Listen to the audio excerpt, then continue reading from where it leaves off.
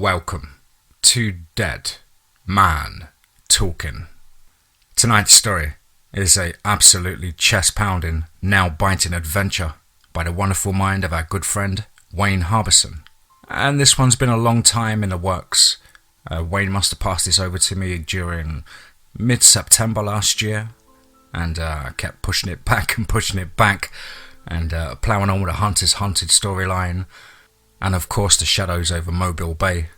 And if anything is to go by with those two incredible pieces, then I'm sure this will be just as good. As ever though, please do let us know what you thought down below in the comments box. Please do like and share. It really does help build the channel and our community further. And of course, why not hashtag TeamFEAR. On a personal note, a big thank you Wayne for your personal guidance, your friendship, your ear of counsel at times when I'm stressed out and pulling my hair out, buddy. I really appreciate the fact that I can come to you for a quick 5 seconds of reassurance. And of course your patience in letting me get this story out when I felt the time was right. You wouldn't believe the amount of writers who get naggy and aggy when I don't put their content out as soon as they want it. And so, with that aside, let's get into tonight's story, entitled The Feline Factor, the Vampire's Daughter. Let's get straight into that. Acknowledgements.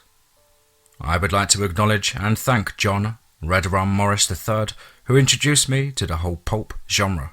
Thanks, pal. Get it? There is no more intrepid explorer than a kitten. Jules Chamfleury. Chapter 1. Okay, I knew this day would eventually come. I've known exactly who and what I am for the last 5 years or so. I'm a mistake, a clone that was never supposed to happen, but did. I'm not angry about that. Unfortunately, my brother Trey, from whom I was cloned, isn't too angry about it either. But I also know that I upset the balance, the agreement Our Lady made with the rest of the Elderkin about how many of us are supposed to be on Earth at the same time. That's why Dad sort of retired. And with him out of the official action, then I could at least be allowed to grow up enough to be ready for whatever arrangements the Keeper of Cats made about my disposition. I'd been given one of the finest private educations that a person can have, and with a very strong emphasis on American history and the culture of the early 20th century. I probably know more about the era than most college graduates. It was also heavy in languages, science and literature. And all of it has been augmented by Mother's psionic and magical teachings to impart knowledge whole cloth into my mind and sear it into my permanent memory. Most of all, there's been a heavy, and I mean heavy, emphasis on living on my own, and about 3 years ago I was told exactly why that was. And to be honest, I'm probably twice the Magecat my brother was when he was my age. I'm a lot more mature because I've been driven towards it. Dad jokes about trying to turn me into a young Doc Savage. After I gained enough control of my shifting abilities, my folks decided that sleepy little Walker County, Alabama, could probably not handle a second Magecat working his way through the local schools, especially with the intense extracurricular education I was getting. And so they packed me off to Sweden, where Mum took over as a chief archaeologist and anthropologist for the dig in Uppsala. I've been homeschooled ever since, and with my mum hiring tutors that make what the crown heads of Europe get look like rank amateurs. Not all of them were entirely human or mortal. Mum and Dad were under very explicit instructions from Ode's wife about the kinds of things I was to be taught. Now don't get me wrong, my whole life wasn't spent over books or in a dojo getting my ass kicked by Dad. I had more than enough socialization time with local kids of my age too. I would admit to that. Well, let's just say that compared to me, my brother might as well have been a monk with a vow of celibacy. And Sweden is just a little more open about these kind of things. I then took advantage of it. But, like I said, I knew this day was eventually going to come, and now it was here. I had gone to sleep in the year 2005 in my nice, comfortable bed in my parents' home in Uppsala.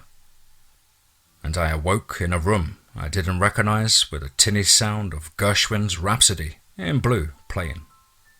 I shook my head and looked over to see the very busty form of Brunhild, one of my Lady Valkyries and one of my occasional teachers. She was sitting comfortably in an overstuffed chair. Something about the air smelled wrong. Too much coal soot, and the smell of stale cigarettes, cheap liquor, sweat and sex were almost enough to make me gag.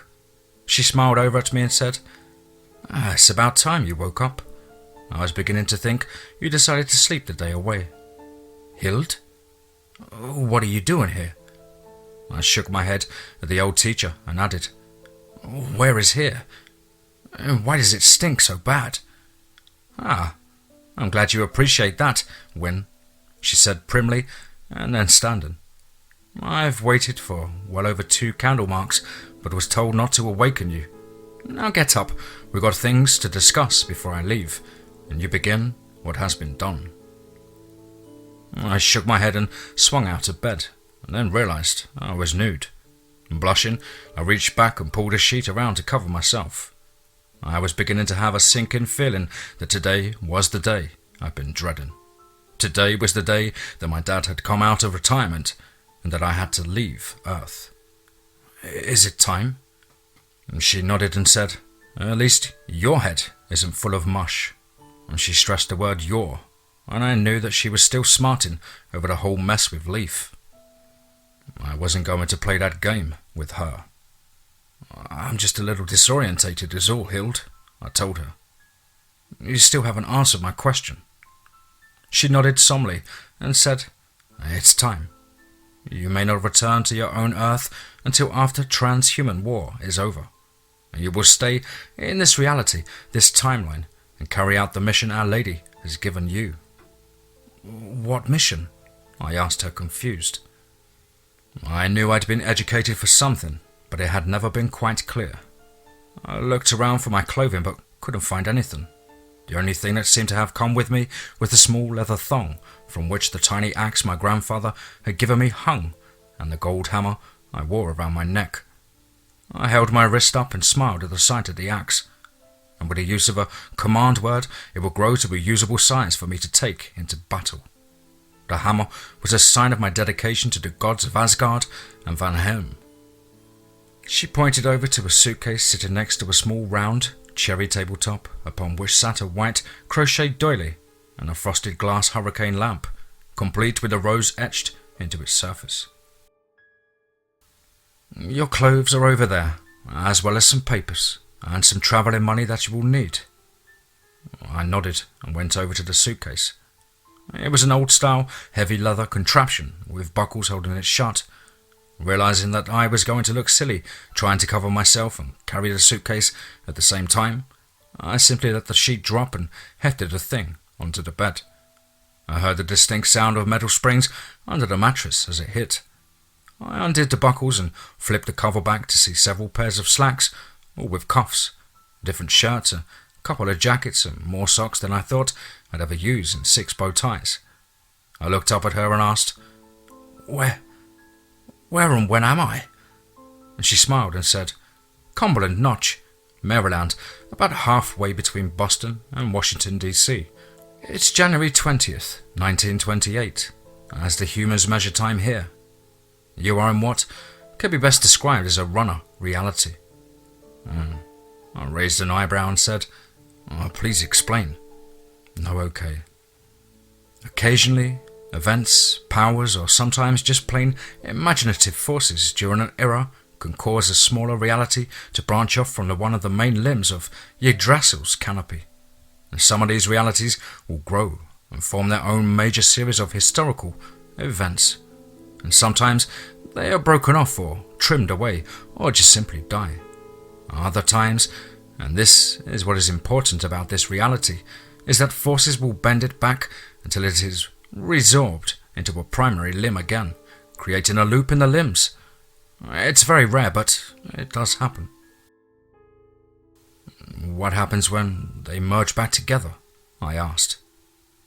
There are minor discrepancies in history and memory. Some events get written off as fairy tales or historical conundrums, even novels.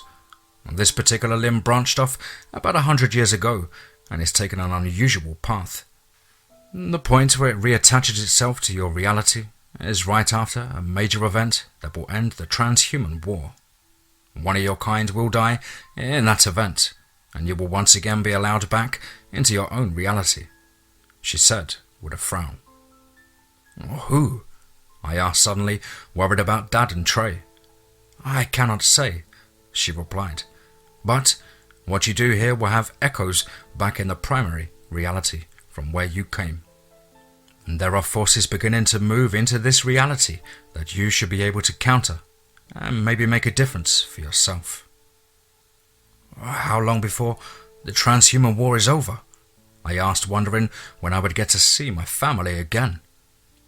Longer for you than me, she told me as I pulled on a very old-style boxers and athletic shirt. Time moves differently here than in your reality, and different still in Alfheim. How differently? I asked, pulling on the khaki trousers. A little over 20 years will pass here for every one that passes in your own reality, she told me, and I felt my heart sink into my stomach. I put down the wool knit sweater and looked at her in shock. That means that it'll almost be a century before I get to see my family again. She smiled and said, Not quite, dear. One, you are not being abandoned here, shunted off because you are unwanted. You may still open the bridge to Alfheim, and so can they, but they are barred from here and you from your world. You may visit for the high holy days, and you may communicate with them through the high yard. You may even bring gifts to and fro, but when you return to your own reality, you will no longer be this man-child, but a fully grown and capable adult, if you survive. And trust me, your mother is far more upset about that than you are. I nodded, feeling a little more relief, and realized that the soft wool of the sweater I was holding was acting as the tactile ground for the culture shock I was already beginning to experience. And just holding on to it, feeling its texture as it played between my fingers, kept my mind from drifting down a long, black tunnel of despair. I got a hold of my feelings and forced myself to think about the job I had to do. I realized I didn't know what it was. What am I to do here? I asked. You are to establish yourself, you are to learn, and you are to fulfill Our Lady's commission to your kind. You are the only Magecat in this reality, but you are not the only unnatural, nor even only nocturnal. In a few years, there will be more, even stranger forces unleashed on this reality, and they are a threat to the inhabitants of this reality and can keep it from merging back into your own. It's your job to bring it back to the main limb, so to speak. You are Our Lady's feline factor here. Do what it is that Bryson Gaiman's owner had given you the gifts to do. Stand between humanity and those that would free and chain. I nodded, feeling both relieved and suddenly very, very frightened. I am back in time. I take it I should not try to interfere with the normal progression of history. She smiled at me and said, There are certain events that you cannot change. The economic disaster that will occur in little over a year, the attack on this nation 13 years from now, and those things you cannot change. However, that does not mean that you cannot profit from them to build your own power base here. And she stopped and looked at me. And that does not mean that you cannot use the gift that your lady has given you to compensate for the one your brother has and you do not. I guess the look of surprise showed on my face, and just as my brother had never told anyone of Freya's gift to him, and to this day, although I know that he has one, I still don't know what it is. I have never told anyone of the boon that Freya granted me, and she said it was something I would need for this mission, and it was she who told me about Trey's gift. Don't look surprised, Wyn. I have need to know, and so she told me. Nobody else knows, but be aware. Keep all that you are as a secret as possible. And part of the difficulties of this reality is that it does not deal well. It attempts to destroy those that step out of its cultural norms. In your reality, what you are is at least acknowledged. Here, you will be seen only as a monster to destroy, and there are those who will bring great power to bear onto you to see that done. You are a threat to the power that they wish to build. Looking down, I scanned the papers she had given me. A record of birth, a deed for a house and several plots of land, a bank book with a balance that would make me a wealthy man by this period's standards. All in my name. I realized I was going to need to convert it before October next year, or risk losing it when the banks went insolvent. And there was also a wallet with several $100s in it, and there were also a set of school records along with the name of the banker, and Mr. Babcock, who was in charge of my father's estate. She smiled at me and said, "This establishes you at a specific age. You'll need to be during several different crises.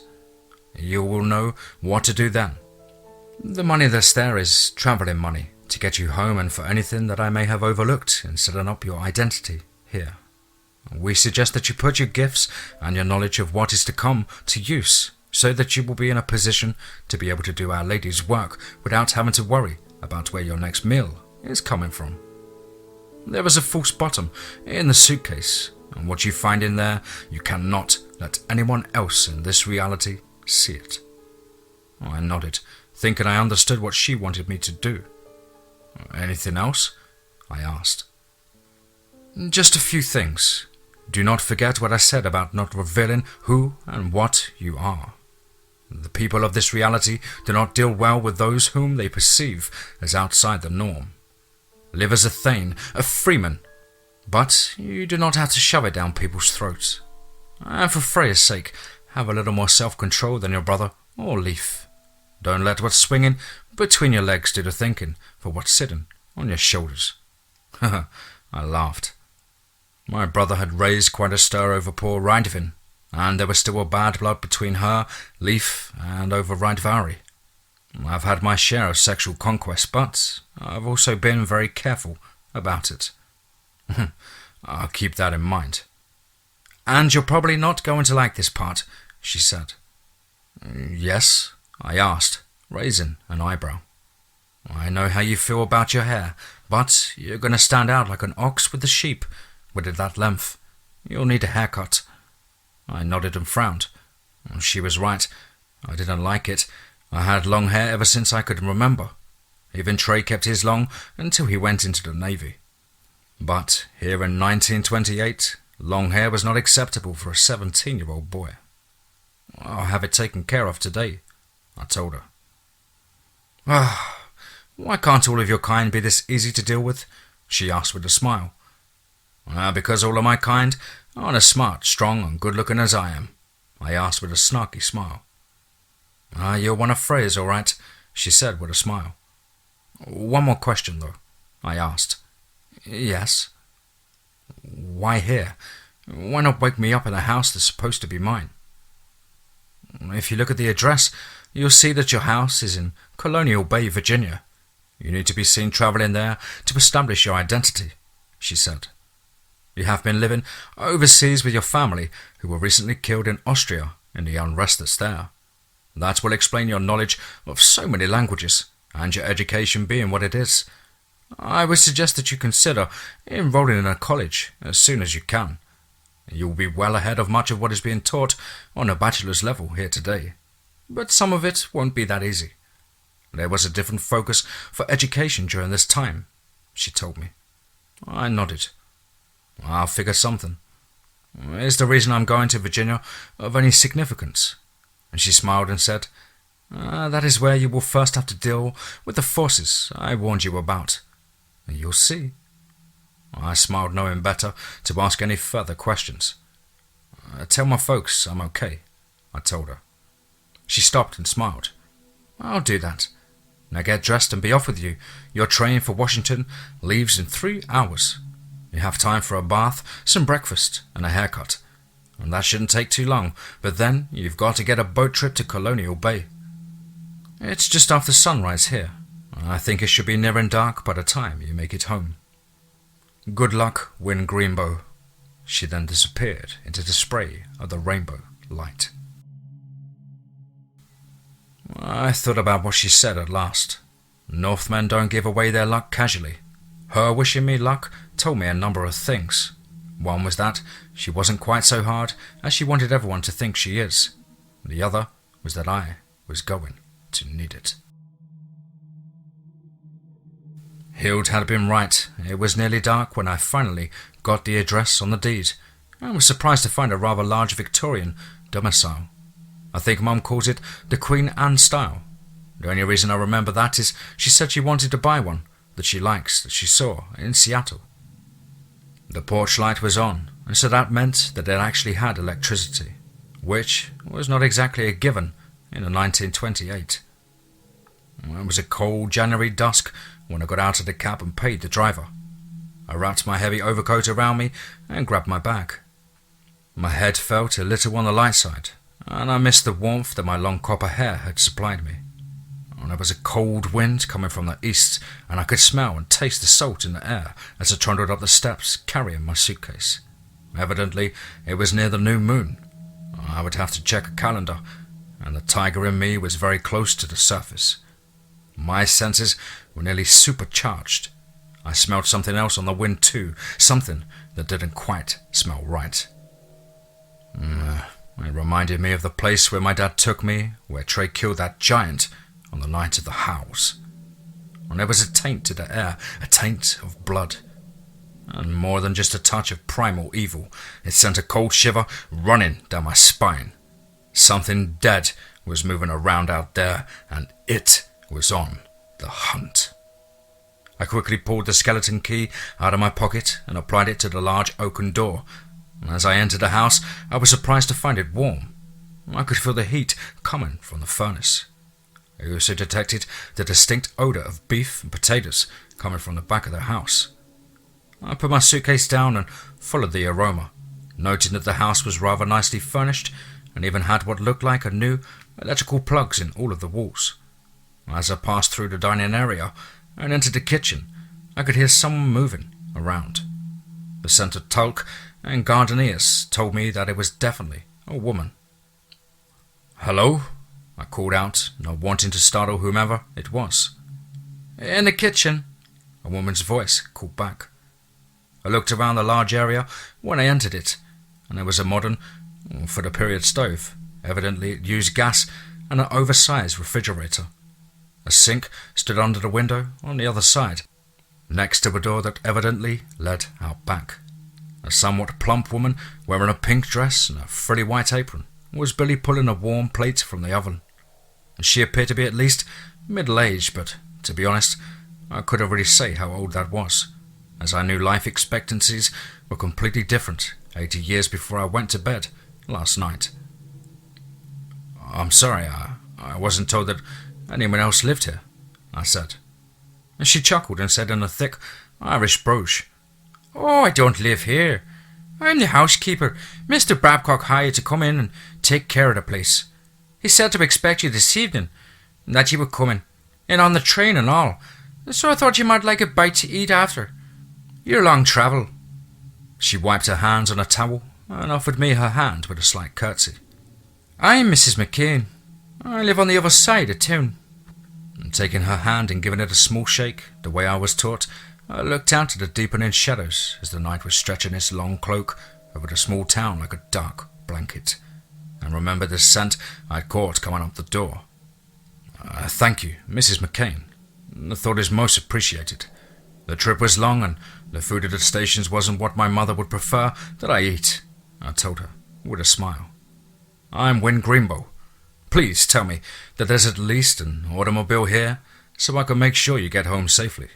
It's getting cold and dark out, and the other side of town is a long way off for a lady to walk." She grinned at me and said, "Mr. Babcock said that you would be this way. If you don't mind, I'll use your phone. I can call my husband, and he'll pick me up. I just wanted to make sure you didn't get to your new home, and it'd be all cold and there'd be nothing here to eat, Except, what's in the refrigerator? I laughed, thoroughly enjoying the sound of her lyrical accent as she played the English language like a flute. I've always enjoyed the Celtic dialects and found hers to be very charming. Mr. Babcock said that you'd been all over the world and spoke a dozen languages. Yes, ma'am. My parents thought that learning as many languages as possible might keep me out of mischief. Again, I appreciate everything you've done for me. Well, the best way you can thank me is to sit down in that chair and eat up what I've cooked for you, she said, gesturing towards the table where she set the plate. Yes, ma'am, I said with a smile and sat down. And don't you worry about anything about the dishes. I'll get them when I come in tomorrow, she said as she took her apron off and hung it on the hook in the pantry. I already turned the bed down in the north bedroom. I smiled and said, thank you. You shouldn't have a problem with the furnace. It's new and there's a full tank of heating oil out back. You should be nice and cozy here tonight. She stopped and looked around and said, I do hate to leave you here by yourself tonight. It's being your first night in town. I grinned at her and said, thank you for your concern, Mrs. McCain, but I'll be fine. I'm sort of used to being on my own now. Actually, I was missing my parents intensely, but I wasn't about to let her know about that. Well, this was going to take quite a bit of getting used to. I mean, I guess the idea of a 17-year-old being on his own for the most part was acceptable in 1928. Mrs. McCain didn't seem to think much about it. She gave me a sad look and I realized that she probably thought that my folks were dead. But that was something I was going to have to be careful with. I turned around and dug into my roast. I was quite good. The beef just fell apart at a touch of the fork, and the potatoes, carrots, and onions were all perfectly tender. And by the time I was finished, Mrs. McCain was putting on her coat. I got up and rinsed my dishes in the sink, and followed her outside to see her husband waiting in what looked like a Model T. I took a minute to introduce myself and make sure she got off safely. The whole time I was outside, I could smell something unpleasant on the air. Something was stalking through the town, looking for something. I could tell that much. I was on a quest to find something or someone. As the Model T disappeared down the road, I turned back towards the house. I had some exploring to do, and this would be the best time to take care of that. As I worked my way through the old house, from attic to cellar, I couldn't help but notice that it was supplied with all of the modern amenities available in what was sometimes known as the Model A era. The bathrooms, and there were two of them, a real luxury for this time, were all gleaming chrome and white porcelain. The furnace was a radiator-style hookup that used kerosene to heat the water. The electrical wiring was more akin to something from our own time than what was standard for the 20s and 30s, and that meant that it would hold up to the load of heavy appliances. Now I understood why my education was so heavy on early 20th century history and culture. Still, I had to be careful not to give away that I was an anachronism. I slowly came to realize that this house was expensive by Model A era standards. It wasn't luxurious like some millionaire homes, but it had the latest innovations available that were found in the most modern and new homes. I did notice that the furnace was more conservative than the Art Deco that was popular at the time, and for that I was grateful. I much prefer woods, natural textiles and fabrics to the hard gleaming steel and plastic that was becoming popular. It was also huge, much too large for a single young man of my age, or even for a young family. I wondered if its size was a reflection of what Hild knew that I was going to need, or if it was simply a statement by her about how she thinks the grandson of Jarl should live. Hild was very conscious of social class and status, and she may have been working from that angle. Still, there was something off about the place, and I just couldn't place my finger upon it. Finally, around midnight, I gave up and went to bed. It was going to take a while to get my bearings in this strange, new reality, and I needed a clear head for that. The calendar I saw on the desk in the study said it was Friday, and I was right about the moon. Well, that was good. Tomorrow, I would spend the day poking around the property and go into town to get the lay of the land. I wanted to see if I could find out whatever it was I'd smelled earlier on the wind. The next day, I got a major surprise. As I was coming down the stairs, there was a knock at the door. When I answered it, I found a tall, thin-balded man in his late middle ages standing at the door with his hat in his hand. He was dressed in a dark, conservative-cut business suit and was carrying a red leather valise. Even from 80 years out of time, he had a banker written all over him. He smiled at me and asked, "Master Greenbow?" he asked. I nodded and opened the door wider and said, "Yes." He smiled and offered me his hand. "I'm Boniface Babcock. I'm the manager of your trust." I smiled, wondering what was going on, but opened the door saying, "Please come in, Mr. Babcock. I'm sorry I can't offer you any coffee just yet, but I've only just arrived last night and have no idea what is stocked in the pantry." He looked somewhat surprised and said, "I suspect that you will have impeccable manners. Thank you, though. I'm here to discuss your portfolio with you." "My portfolio?" I wondered what this was all about. I smiled and said, "Why don't we go into the study then, so we can look over what you have to discuss?" He grinned and reached into his pocket and said, "You'll be wanting this then." He handed me an envelope with a key and a piece of paper in it. "Here's the combination to the safe and the key to the garage out back." I nodded and said, "You have to excuse me, Mr. Babcock, but I'm not very familiar with the house. Could you tell me where the safe is?" He smiled and said, "Can I see some identification first?" I nodded and said, "Yes, sir." I reached into my back pocket and pulled out the papers that Hild had given me. He looked at the papers and said, "Of course, I'm sorry. You never can be too careful these days. It's in the study, built into the wall behind the desk. The previous owner of this house was rumoured to have shipping contacts, if you understand what I mean." I understood. In other words, he was a bootlegger and possibly a smuggler. I nodded and said, "I think I understand. As for the caution, it's quite all right." I appreciate it, even.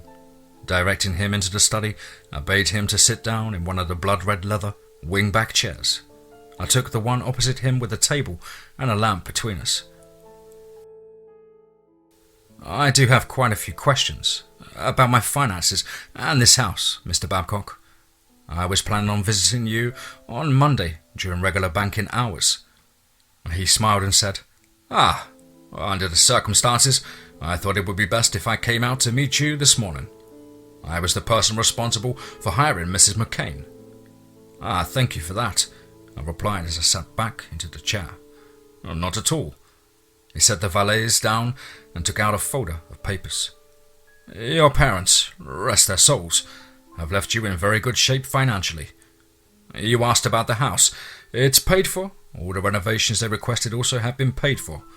Outside of a small credit account at the local grocer, butcher, and petrol station, with a combined total of $22.60, you have no debt at all.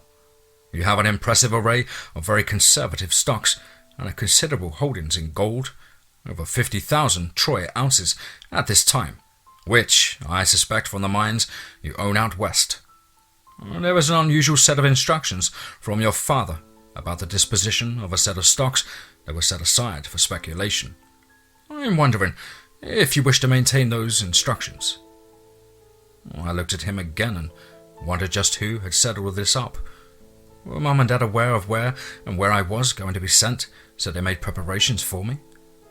It made my situation hit me even harder. It was very easy to slip into the cover story that Hild had set up for me, to forget that they were still alive back in my own reality. I literally found my eyes misting for a moment. Mr. Babcock must have seen it because he reached out and handed me a handkerchief. I took it and wiped my eyes and said, "Please excuse me. Exactly what did my father want done with those stocks?"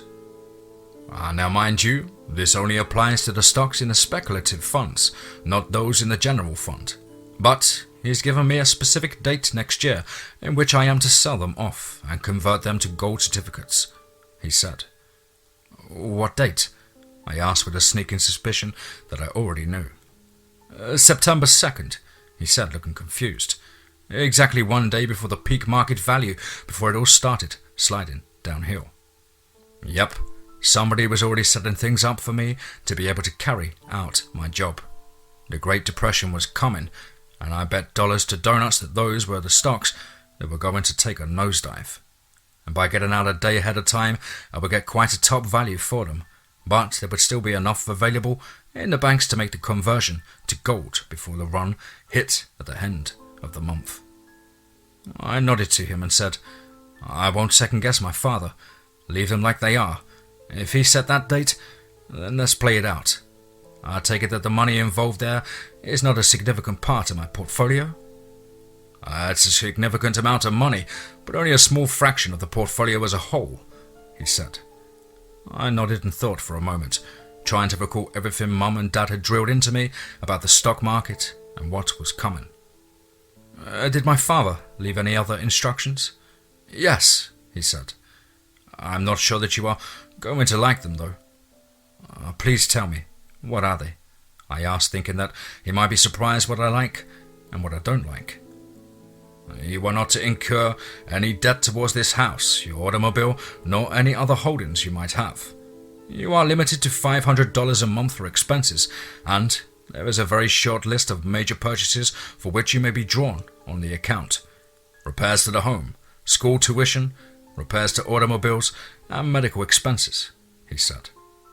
He does indicate that you may need to spend whatever you take out of the mines in California and Nevada for anything you please. Until your 21st birthday on Halloween of 1931, you are limited to these restrictions. After that, the whole portfolio becomes yours. I smiled and said, my father always felt that person should be able to keep whatever he or she managed to gain for themselves. Thank you, Mr. Babcock. You mentioned an automobile. Is there one with the estate? Mr. Babcock nodded and smiled. Yes, a new LaSalle Phaeton is in the garage out back. The key to the garage is, like I said, in that envelope. The instructions for its purchase came just a month before your father died. He was planning on moving us back here so I could attend an American college, I told him. I looked around the room to see if I could find the safe. I let my eyes shift slightly to get a better detail and noticed a line in the wallpaper that was slightly off. I walked over and ran my finger along it and found that if I pushed against it, with a slight give, it clicked and swung out to reveal a floor-length door panel, and behind that was a large combination safe. Have you thought about college? He asked me. I'm not sure if I can be admitted just yet, Mr. Babcock. Although I've had a very good education in Europe, I don't know if I can get admitted to any college or university here. I took the paper out of the envelope and ran the combination. And when the huge door swung open, I saw a box with several papers, a couple of guns, one of which was a Thompson machine gun, and another stack of cash. I will look into what I can for you, he said. Perhaps with a few carefully worded letters to the Dean of Admission, I can get you admitted to Midvale over in Maple Grove. They're very good both liberal arts and polytechnical programs. Can you show me where you were schooled in Sweden? I nodded and handed him my papers. He looked at it and asked, Which one? I smiled, looked over and tapped the one that had the school's name on it. I don't speak German, he said, shaking his head. It's Swedish, I told him. It's related only slightly closer to German than English is. He smiled at me and asked, Exactly how many languages do you speak? Without looking back at him, I asked, Living, 17. Dead, 8. Hey, in my family, you learned as many languages as Mother threw at you. And since she was an alpha, and well over 1,000 years old, she knew a lot of languages. Of course, in those 17 languages was included 3 non-human languages, Alpha, Dwarfish, and Jotun. And I heard a low whistle from behind me. Oh, they really pile it onto you kids over there, don't they? I finished taking my quick inventory, noting the 2 large crates of ammunition in the corner, and then closed the door and pocketed the key. And turning back to him, I said, Yes, sir. The Swedes pride themselves on their education and their freedoms. I worked very hard for those grades, and I can guarantee you that they're very good. I managed to glance over them and found that they were good indeed. I also got the feeling that there was a copy of them at the school in Sweden where they were supposedly earned. I think we can work with this. You may have to sit some entrance exams, but I think that will be all, he said. I nodded and smiled, but before I could say anything, my stomach decided to make a rather loud noise. I blushed deeply and said, "Please, excuse me. I was just coming down for breakfast when you knocked." "Not at all, Win," he said. "I have a growing son your age myself. He's not quite as big as you are, but he's getting there, and he seems to be constantly eating." I laughed. I realized I was big for my age. Heck, both Trey and I always were, and so is Dad. Our particular strain of Magecat came from the heavy Nordic stock. Not even Mum's alpha blood did a whole lot to trim it down. At 17, I already stood over 6 feet tall and mussed over 220 pounds. And when Trey was in his mid-20s, he was 6'2" and weighed over 250, and all of it was solid muscle. And since I'm his clone, I expect to end up the same way. "I could see if we have any coffee in a cabinet," I suggested. "No, thank you. I need to be going anyway. I just wanted to meet you and let you know that the utilities and all are common to my office, so you shouldn't have to worry about them," he said. "I'll also keep the accounts I mentioned at the grocer and such up to date. And Mrs. McCain will keep your pantry stocked for you and do some light cooking. But I suggest you learn how to cook for yourself." I smiled and said, "Already done. My mum always said that she didn't want me to get married to some little girl just because I got hungry. And she taught me how to cook, wash clothes, and take care of the house. Many in my family had a tradition of marrying late in life." "Not a bad tradition, if you ask me," Mr. Babcock said, rising and offering me his hand. I took it and smiled, and he said, "It gives you a chance to build up a little history and experience in the world before you tie yourself down. But these days, I'm not so sure. With women wanting a career and all, you may have to settle for a girlfriend for a while." I nodded and showed him the door. "Well, I think I can hold out. Right now, I've got to get settled in. If we can arrange it, get into college next term, and, like you said, make my mark on the world before settling down." "Good for you," he said as I opened the door. I looked out into the cold January morning. I could see a light layer of snow that had fallen overnight. His own Duesenberg was sitting in the driveway, and I noticed that a light scattering of snow was melting on the windscreen. Looking up at the sky, I said, "Have you heard the weather report?" He gave me a strange look and then said, "Do you actually trust those things? Half the time they're wrong." I smiled and said, "Not really, but it looks like more snow. I was just wondering if we were in for a winter blizzard." "I doubt it. We get some snow, but not a lot here," he said. I sniffed the air and realized he was right. It was cool, but nothing like what I was accustomed to in Uppsala. I figured that oddly enough, the main reason both areas were warmer than they should be was the same, the Gulf Stream. "I'll have to get used to telling the weather here," I said. He just chuckled and climbed into his Duesenberg and waved. "If you need anything, my number at home and at the bank is on the envelope." "Thank you," I said and headed towards the back of the house. The leather on the bottom of my shoes made a soft crunching sound in the gravel. I looked around and saw there was a very large backyard, complete with several outbuildings and a small pond. I pulled a key to the garage from my pocket and opened the doors. As the sunlight shone through the scattering of dust that cascaded down from the doors as they swung out, I saw a brand new 1927 LaSalle in a rich forest green and black. In my own time, it was considered a classic. Now, it was just a high middle-end car, and there were hundreds on the roads out there. I checked the gas and saw it was full. I nodded to myself as I headed back towards the kitchen, my stomach telling me to find something to eat quickly. By noon, most of the snow was melted off the road, and I was tooling around town in the old LaSalle. Actually, it was a new LaSalle, but to me, it was an old one.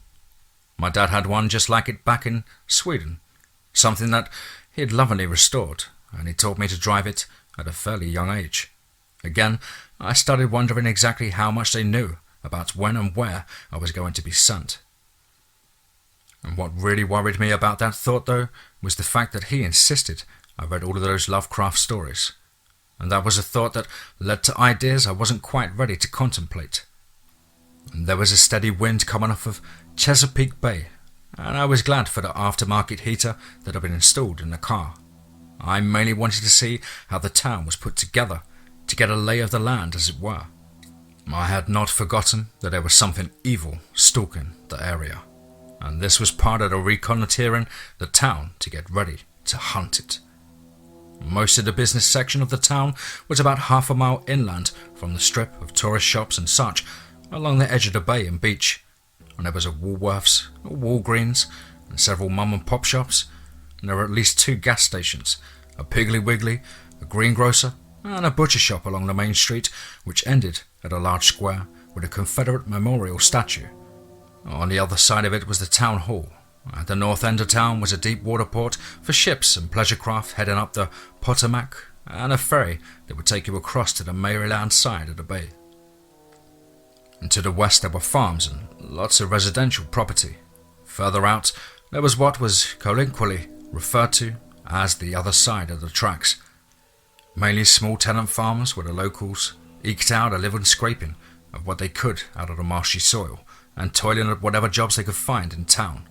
My house sat on the south side of town on the edge of a little cove and with a large wooded area behind it. I stopped at a local diner, a little mum and pop's place called Irene's, and there were several Model Ts parked outside, and many of them in garish colours, and with weird slogans painted on them. One had painted on the cowling near the radiator, "Beware, Old Faithful, guaranteed to blow every 5 minutes." I got out of the car and entered the diner. I was immediately hit with the smells of soups, sandwiches and coffee, and I felt my stomach begin to tumble again.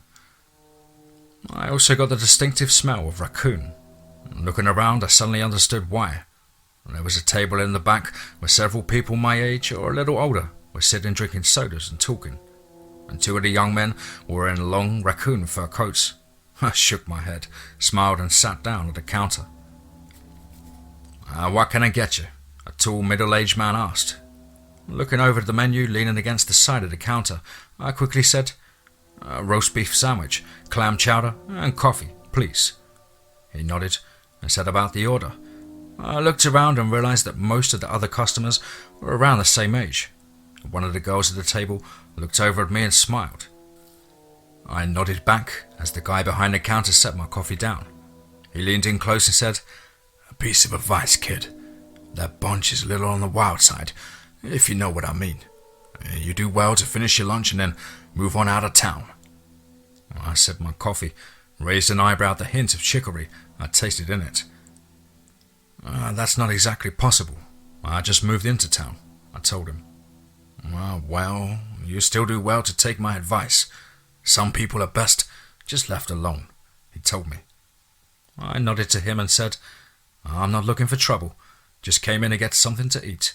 He smiled and started back preparing the sandwich, saying, "That I can help you with. You say you just moved in? Where are you from?" I grinned and told him, "I was born in Alabama, but I lived in Europe for the last decade." "Ouch," he said. "You're over there during the big one?" I nodded and said, "I was living in Sweden. It was neutral, so the fighting wasn't really close to us." "What were you doing over there?" he asked. "Going to school, mainly. My folks were scientists studying the Viking culture, and were involved in a dig in Uppsala," I told him. Of course, that wouldn't be for another 65 years, but at least the dig had already been started 2 years ago local time, so the claim would bear out most investigations. "On a level?" he asked, nodding his head as he put a huge pickle next to my sandwich and set it on the counter. "What brings you back here?" "My parents had arranged for us to move back here so I could go to college, but then they were killed on holiday during the Vienna riots last year," I told him. And that whole place was a real beginning of Hitler's rise to power because it set off the Austrian Civil War. It was a good place to hide a fictional family. He gave me a sincere look as he dipped out the clam chowder. "I'm sorry to hear that. Putting the bowl on the table with a spoon, he asked, "So you got relatives here?" I shook my head and said, "No, just a house and a car. I got some distant cousins back in Alabama and a few even more distant relatives farther away. But this is where my folks had decided to move, so I thought I might as well come here and at least get the college degree they wanted me to get." I noticed that the noise at the table across the room had quietened down and some of the others seemed to be listening to us. I took a bite of the chowder and it was actually rather good. "This is good," I told him. He beamed me with a huge smile and said, "Best clam chowder this side of New England." "I believe it," I told him, digging in. I smelled him long before he reached the stool next to me. It was a mixture of sweat, hair oil, cigarettes, and oddly enough a hint of urine, female urine. I was definitely going to have to adjust to this era. And one of the guys from the table saddled up next to the stool next to mine and said, "Heard you tell Willie here you're new in town." I nodded still, eating my sandwich. I waited until I was finished chewing and said, "That's right, just got in last night." He seemed to study me for a moment, measure me up and down. I smiled to myself and sat up in my stool, set my shoulders back and slid down. I towered over him and had a good 40 or more pounds of muscle on me than he had. I let out just a little bit of a tiger in my soul, smiled broadly and offered my hand. "I'm Win Grimbo." I watched as he shifted his weight back from me just slightly. His shoulders slumped for a second, and then he took my hand and said, "George Tomlinson." And I could see something flicker across his eye, a desire to assert a dominance. He started to grip my hand a little tighter, and I gave him a primal smile, and he suddenly got other ideas. "Hey," one of the girls came up to him and said, "If you're new in town, why don't you come up with us tonight? There's a little joint we know just down past Burnt Manor Cove. We're going to go cut a rug. You can meet some of the other people around here." And George turned and gave the girl a quick and nasty look, but she ignored it. I simply shrugged and said, "Maybe another time. I have other plans for tonight. Maybe I can take a rain." I quickly caught myself from using an anachronistic colloquialism. If the invitation is still open, another time."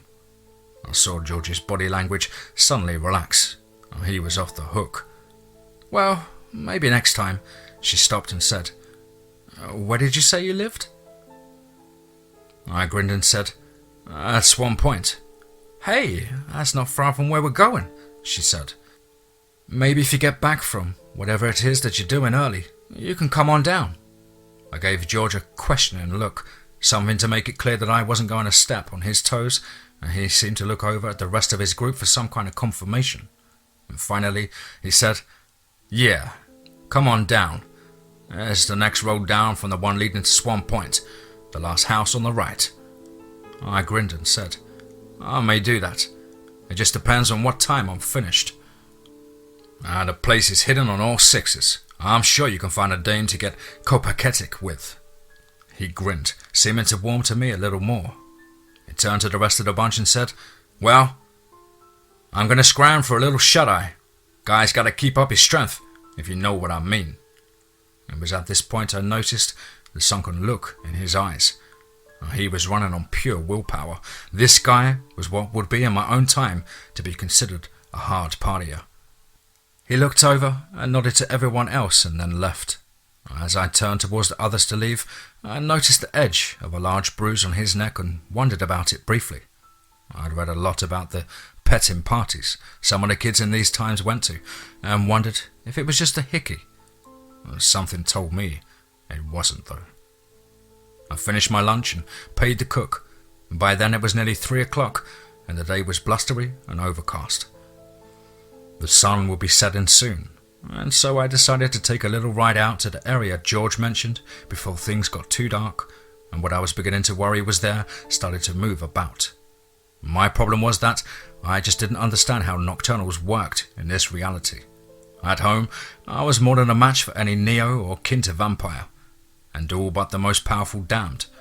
Whether one of us could take a Forsaken had yet to be seen, and so far we never had to come into conflict with them. I needed information. I had no idea of where to turn to get it. I got into the LaSalle and headed down towards home. Driving past the road that led to my house, I followed the bumpy gravel lane between the lengthening shadows of evergreens. I was reminded of a song I heard a long time ago. In the pines, where the sun never shines. For some reason, those lyrics sent a shiver down my spine. I found the lane George mentioned and pulled the car off to the side of the road. Getting out, I tossed my coat onto the seat and looked around. I listened for any sound other than travellers on the road and frowned when I heard nothing. There was only the sound of the cold January wind blowing through the trees. I let my body shift down into my house cat form and loped across the road to the copse of trees there. Immediately, my hackles stirred and I could smell the stench of an open grave. Whatever walked these forests was no longer living, nor was it quite dead. I slowly made my way through the pine needles and blackberry bushes until I was looking into a large yard with a 2-story Victorian, not too unlike my own. There were several cars parked in front, and I could see no heat rising from their hoods, and so I knew they'd been there for quite a while. The shutters were all pulled, and a large German Shepherd-like dog was laying on the front porch, its eyes half closed. I slunk low and patiently stalked the edge of the high brown grass as I made my way around the yard, keeping a wary eye on the dog. As the wind shifted, I picked up the sounds of a shovel against the sandy earth and the heavy grunts of someone digging. By the time I worked my way through the marshy backside of the property that overlooked the point of the bay, the sun had already disappeared behind the trees to the west. I felt something powerful, something evil begin to awaken in the land. A mind cast itself out over the area. I suddenly forced myself to think about small birds and mice as I backed away from the property's edge. The mind had one thought: hunger. When I made it back to the car, the sun was already gone. I checked the LaSalle very carefully before I got in and started it up. I passed the road to my house and went back into town to the hardware store. I needed a few things. I hadn't had a chance to inventory the tools in the workshed at home, and I didn't want to take any chances. I picked up several tomato stakes and a good 2-pound sledge with a short handle. I of course had my axe, but the sledge would serve other purposes as well until I could talk to Gilfrey at the temple near my grandfather's steading. Of course, I still didn't know about the local undead. All of my preparations might be for nothing. Again, I checked the LaSalle over carefully before I got in and headed home with my purchases. I parked it and locked the garage door. I spent the next 4 hours making preparations. The hammer had to be blessed. I really didn't have the time nor all the preparations to do a proper blessing, and so I had to hope that the keeper of cats and Milgarth's warder would grant the blessing anyway. Or if not, it was always my axe. Holy water was right out. I wouldn't be able to gather that until Ostara. It was nearly midnight by the time I was ready to head out. I decided against taking the LaSalle. I'd rather not be in a position where I could be identified with the car. I found an old Great War rucksack and stuffed all of the things I might need down it. And suddenly, I felt like that blonde girl on the television who with her Scooby Gang went around killing vampires and demons. At least I had the good sense not to fall in love with that one. I went upstairs and got a late shower. Hey, cut me some slack. I'm a cat. We like to be clean. And besides, I got the feeling that it would be the best to at least to appear in style for the party. I was going to get an idea of what was going on. I picked a nice pinstripe suit and set of matching spats.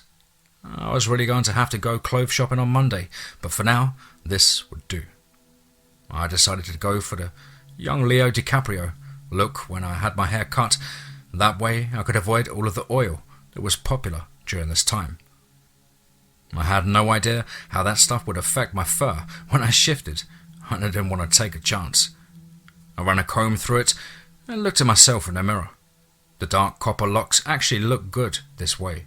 The slacks, however, had a huge amount of extra material in the legs, and I was reminded of what Trey used to tell me about why Navy still wore bell-bottoms all the way up until he was at the academy. They made great improvised life preservers. In case of these things, I could make an improvised life raft. Still, all in all, it didn't look too bad, and there was plenty of room to hide little trinkets if I wanted. I made a point to leave my ID at home and only took about $20 with me that I put into a money clip I found on the dresser. Hilde really did think of everything. I made a quick work of the 5-mile walk to the place, and when I want to, I can really move. I stopped and hid in the bushes to put my shoes back on before walking down the gravel drive. The house was all lit up and I could hear the long mournful wail of the blues playing in the background. I could smell the cigarette smoke from out here as I walked between a half a dozen or so cars, most of them old Model Ts. As I climbed the stairs, the German Shepherd rose and growled at me. I dropped my rucksack in the bushes and turned to let my eyes shift to the normal cat-like slits, something fairly easy for me to do during the new moon, and growled.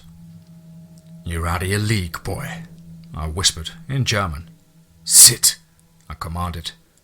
He suddenly sat down but continued to follow me with his eyes.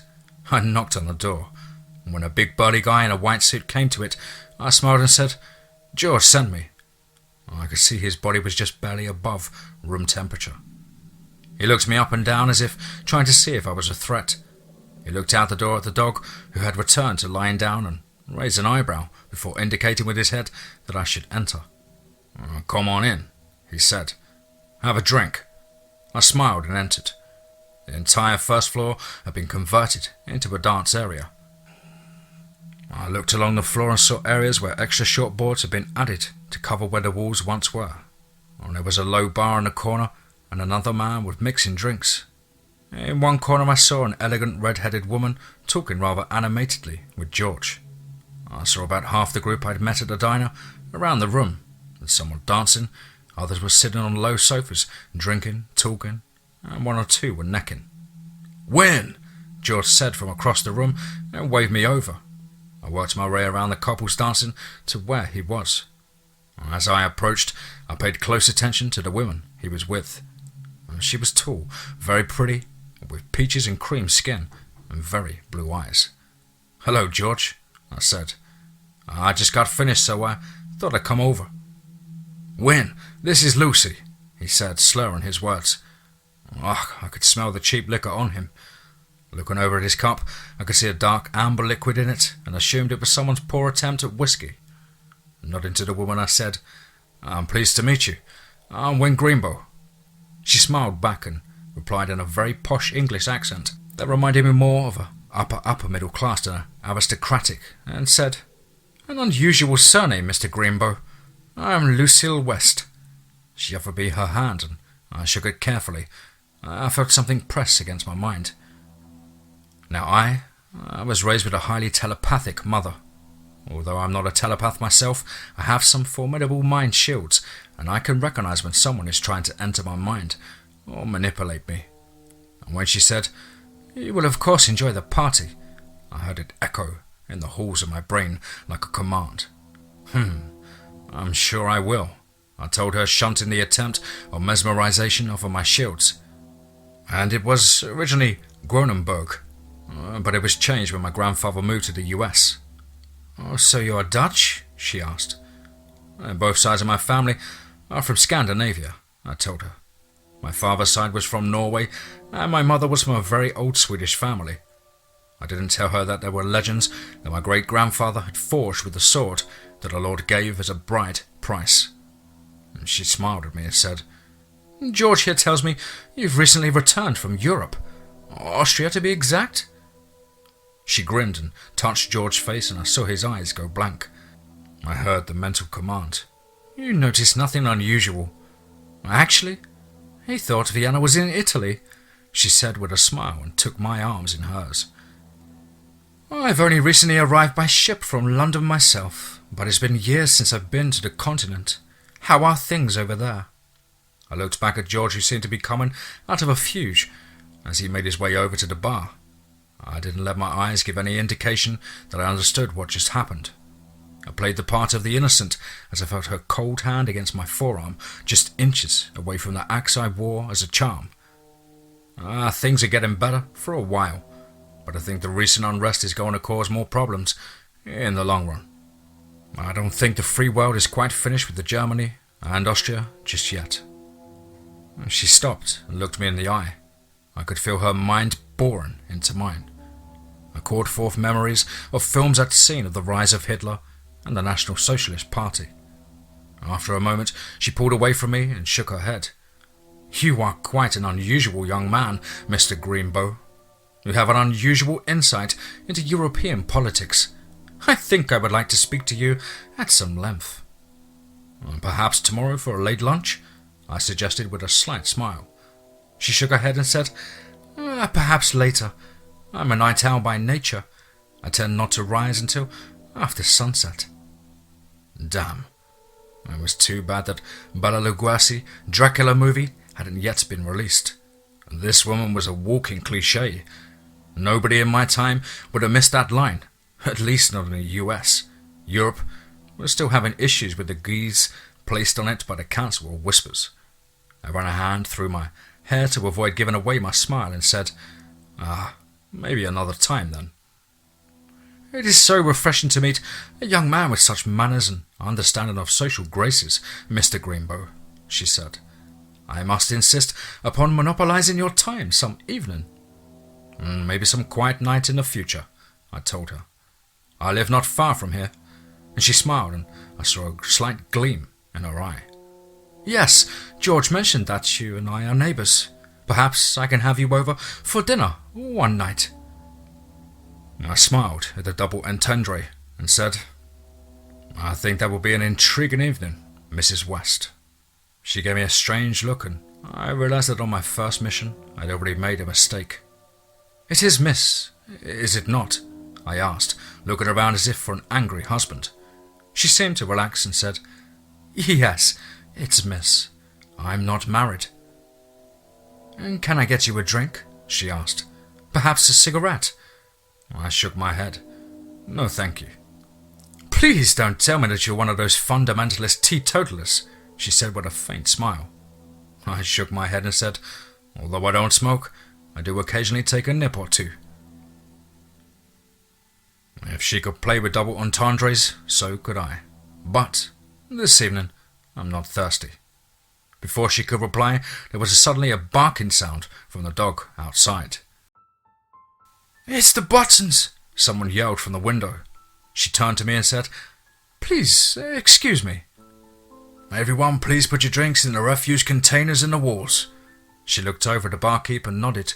He turned and pressed something under the cabinets and I heard a grinding sound and watched as walls rose from the areas in the floor where the boards had been added. I smiled to myself as the bar itself disappeared behind a false wall. Lucy herself swept towards the door like a woman in charge that she was.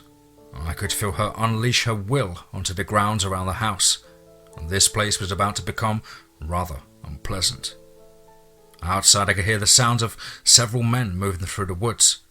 I reached over and grabbed poor George by the arm and said, "Come on, the place is about to be raided."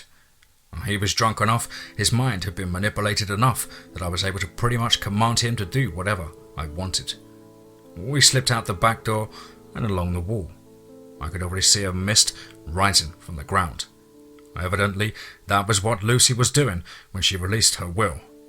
In a little hidden alcove, I stood him against the wall and said, "Wait right here, and for God's sake, don't make a sound."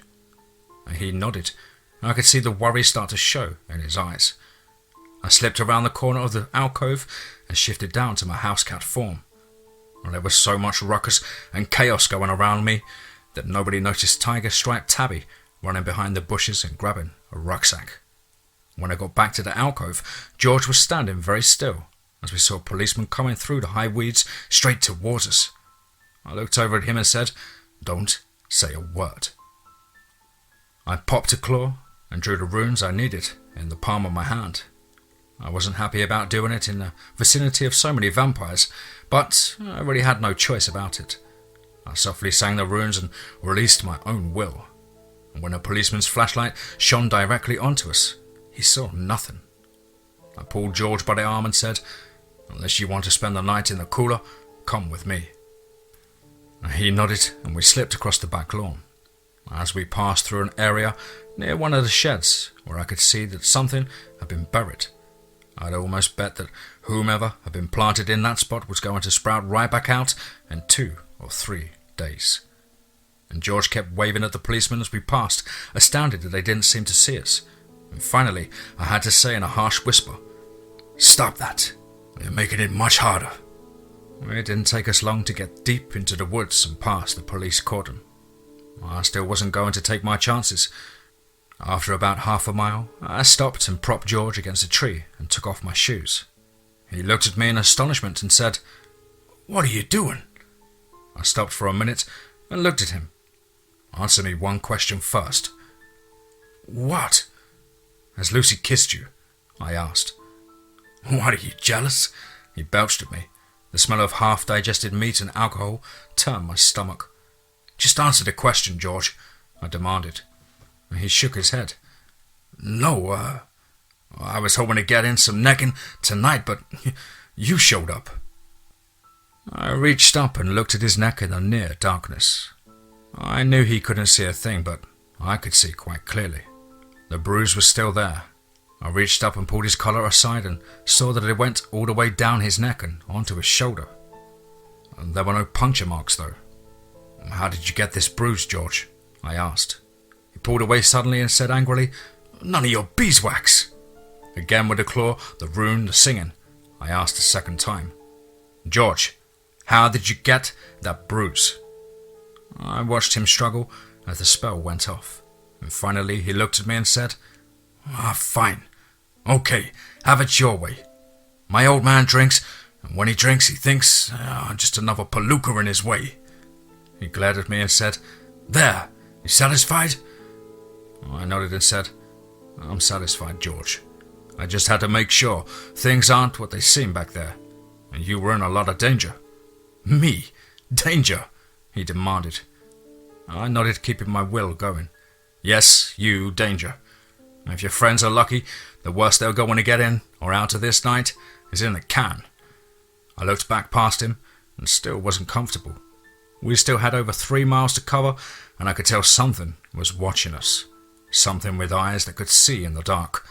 I turned to George and said, "Look, fella, if we're going to get out of this with our skins, you're going to have to trust me. Can you see it all out here?" He shook his head and said, "It's pitch dark out here." I nodded and said, "I can see okay. I know the way to my house." For crying out loud, you can't see a thing either," he said. "Just trust me, George. I've gotten us this far, haven't I?" I counted.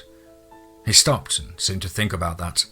I could see his booze-soaked mind trying to figure out how we'd missed out on being arrested. And finally, he nodded and held up his hand, 2 fingers down. "How many fingers am I holding up?" "3 in your right hand," I told him.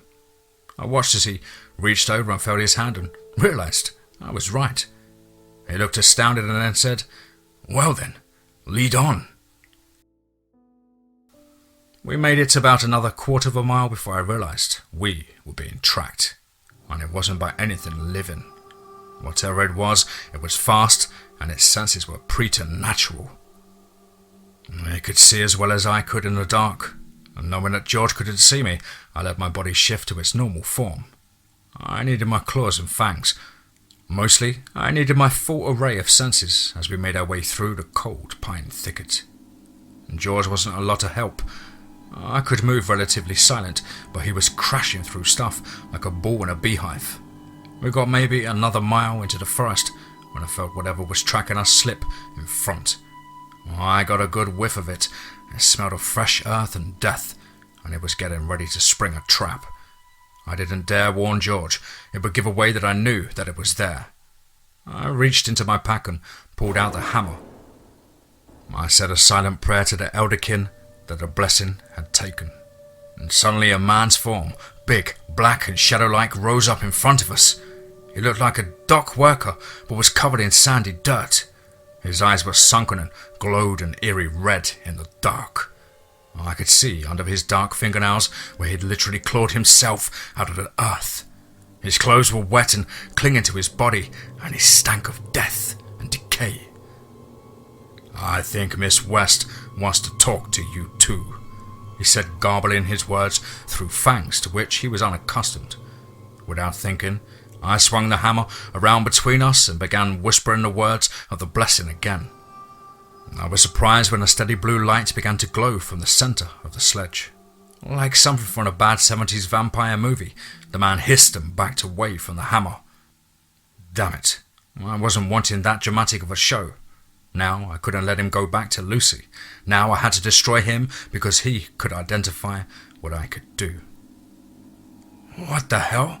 George asked, suddenly very frightened, and I could tell he was about to bolt. "Don't move. Don't do anything but stand there," I told him as I shifted the hammer to my left hand and held it out in front of me. The vampire was backing away, trying to shield his eyes. "What is that?" George asked. "A hammer, George. It's a holy item," I said. A hammer?" he asked. I shrugged and said, "I'm improvising, George." "You want me to hold it?" he asked. "I wouldn't do you any good, George. You don't believe." "Believe in what?" he asked.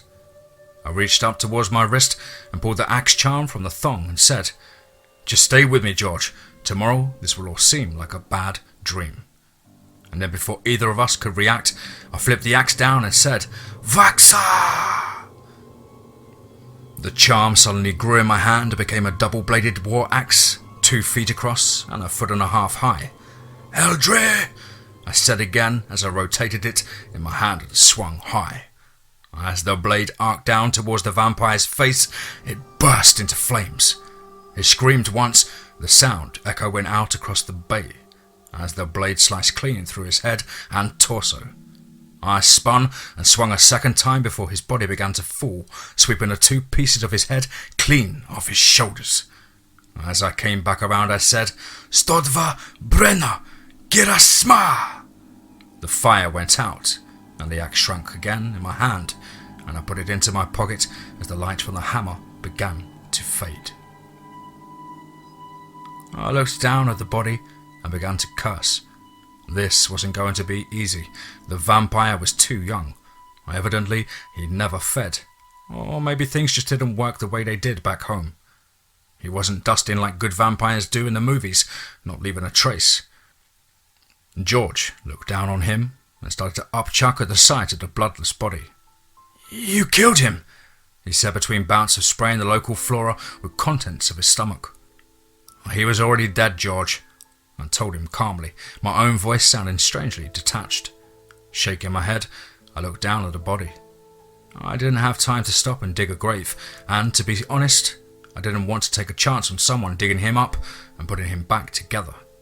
I still didn't know how things like that worked in this reality. Finally, I settled on the only alternative I had. I sat George down on a log and started to work as he leaned against a nearby tree, occasionally throwing up until all he could do was dry heave. Hild said that my gift from Freya would come in handy, and it did. I couldn't use it to affect the vampire. His body was once living matter, and my power wouldn't work on it, but I could use it on the air around him. I folded the body up into as tight of a ball as I could, and I started transforming the air around him into stone. 1 pound at a time, I slowly built a boulder around his body. It took me around 10 minutes to get it to look like something other than a human-shaped rock, but I finally managed it. And when I was done, I could see where the drink had finally taken its toll on George, and he was passed out against the tree he'd been hugging while vomiting. In some ways, this was better. I could carry him quicker than I could drag him while he was half drunk. I gathered up my rucksack and picked him up and threw him on my shoulder. The trip back was quiet, and I wondered what I was going to do with a drunk college kid when I got home. I got him into my house and put him into one of the guest rooms. I wondered what was going to become of the situation at Lucy's place. It looked like the police weren't going to be so easily fooled. The question was, how was she going to deal with it? I didn't think it was going to turn into a bloodbath. Lucy didn't strike me quite that stupid. And she could try to mesmerize them, but that was a lot of people to control at once. I sat and I waited, listening for the sounds of a gun battle or something out of the south of me. And there was nothing. Tomorrow would bring a great many surprises.